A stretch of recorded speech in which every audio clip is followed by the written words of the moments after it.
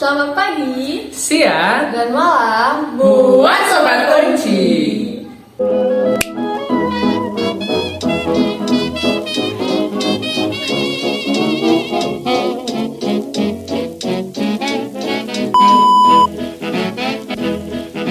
Cie, ini pertama kalinya loh kita ketemu. Kalau kata Pak Kasih, tak kenal maka tak sayang.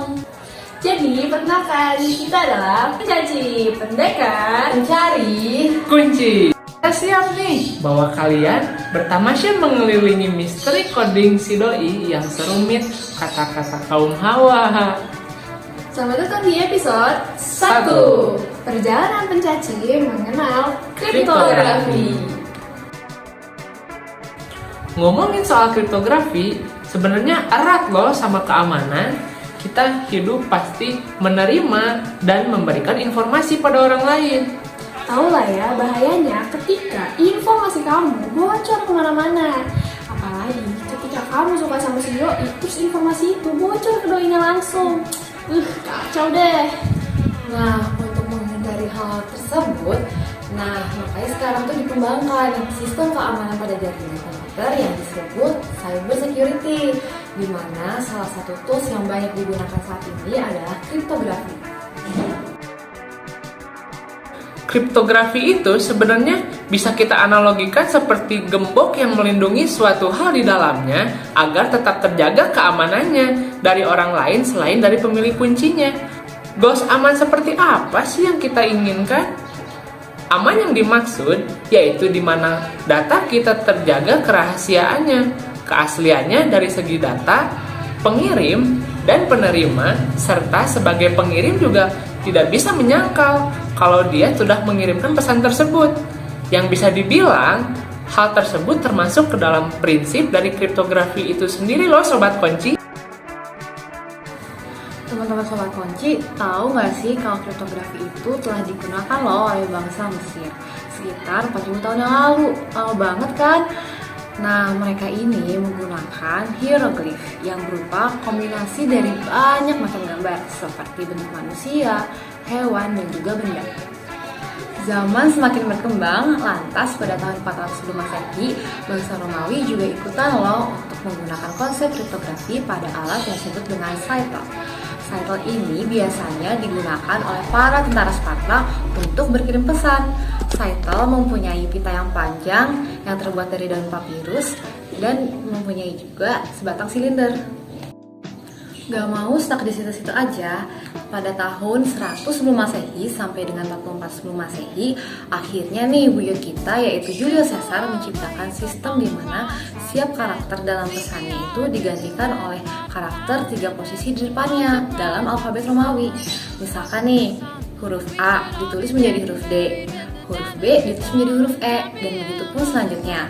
Beliau menciptakan konsep ini karena beliau ini nggak percaya nih sama yang si pembawa pesan ketika berkomunikasi dengan gubernur dan pejabatnya.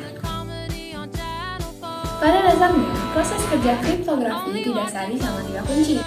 Nah, 3 kunci ini tuh apa aja sih? Pertama, ada enkripsi.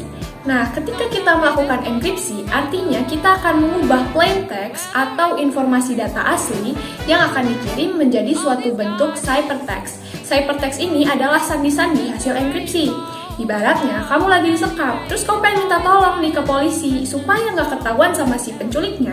Artinya, kamu harus ngasih sandi-sandi ke si polisi. Nah, sandi ini ibaratnya sandi Morse. Nah, proses ini dinamakan sebagai proses enciphering. Kedua, ada dekripsi. Nah, kalau dekripsi, kita melakukan kebalikannya. Seolah-olahnya, di sini tuh kita berperan sebagai si polisi. Jadi kita pengen ubah nih sandi-sandi tadi yang kita terima menjadi ke bentuk informasi atau data asli. Ibaratnya, kamu mau nerjemahin dari sandi Morse ke bahasa kita, dari ciphertext ke plain text. Proses ini sendiri dinamakan proses deciphering. Dan ketiga, ada kunci. Kunci ini ibaratnya si kode Morse itu.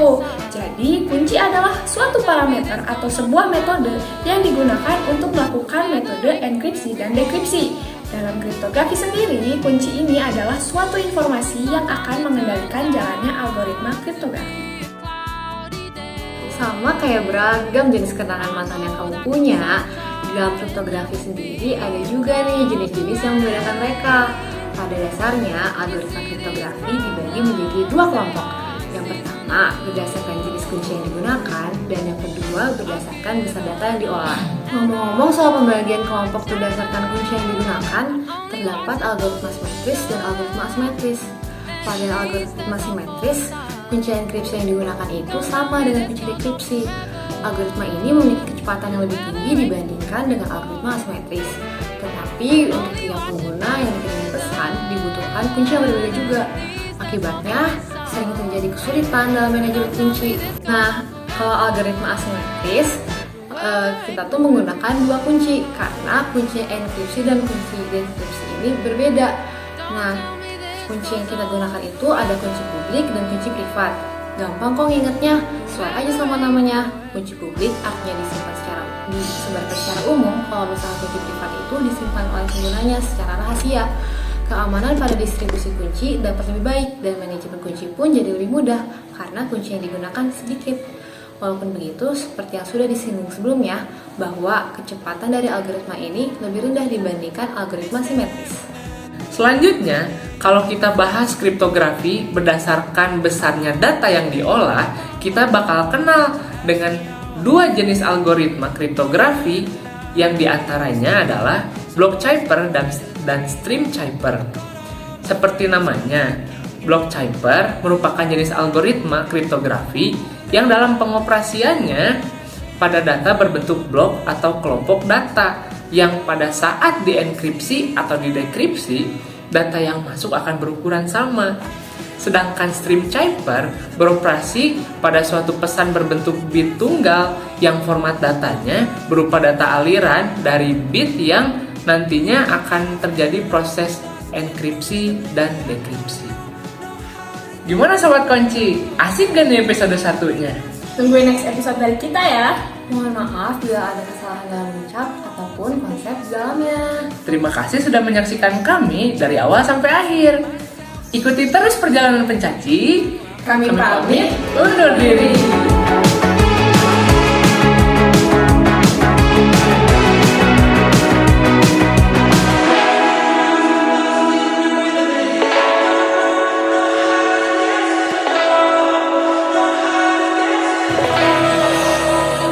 Jaga rahasia.